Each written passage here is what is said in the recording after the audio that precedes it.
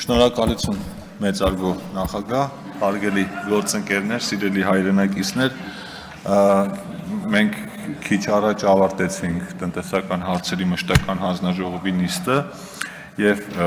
որոշ փոփոխություններ են կատարվել նախագծի մեջ, որոնք կներկայացնեմ։ Ես մեր հայրենակիցներին հիշեցնեմ ինչի մասին էր խոսքը։ Այս նախագծով առաջարկվում է հայտարարագրերի ներկայացման վերջնաժամկետների փոփոխություն։ Ու քանի որ երեք բազմաթիվ զանգեր ու նամակներ են եղել, ըստ էության մեր համակարգացիների մոտ մի քիչ թյուր ընկալում էր ստեղծվել, թե սա ում է վերաբերվում, ես եւս մեկ անգամ փորձեմ շատ պարզ ասել։ Ուրեմն այս նախագծի ընդունման արդյունքում բոլոր այն քաղաքացիները, որոնք հայտարարագիր են լրացնում այս տարի նախորդ տարվա եկամուտների համար, բոլորը անխտիր ֆիզիկական անձանց է խոսքը վերաբերում, իրենց համար վերջնաժամկետ է դառնում նոյեմբերի 1-ը։ Այսինքն կապ չունի մարդը առաջին անգամ է լրացնում, երկրորդ անգամ է լրացնում, իրենց բոլորի համար վերջնաժամկետը դառնում է նոյեմբերի 1-ը։ Նույն կերպ, ովքեր հայտարարագիր լրացնելու են հաջորդ տարի այս տարվա եկամուտների համար, իրենց համար նույնպես վերջնաժամկետ է դառնում նոյեմբերի 1-ը, սկզբնաժամկետը դառնում է մարտի 2-ը։ Ընդհանրապես դրանից հետո հայտարարագրերի ներկայացման ժամկետ դառնում է մարտի 2-ից մինչև հուլիսի 1-ը ընկա ժամանակահատվածը։ Ինչի համար է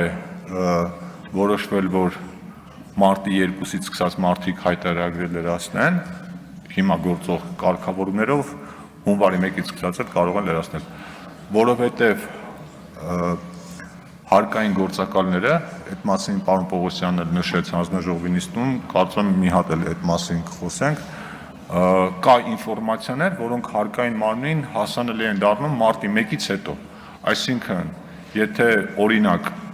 որևէ ֆիզիկական անձ, որևէ գույք է օտարել իրավաբանական անձի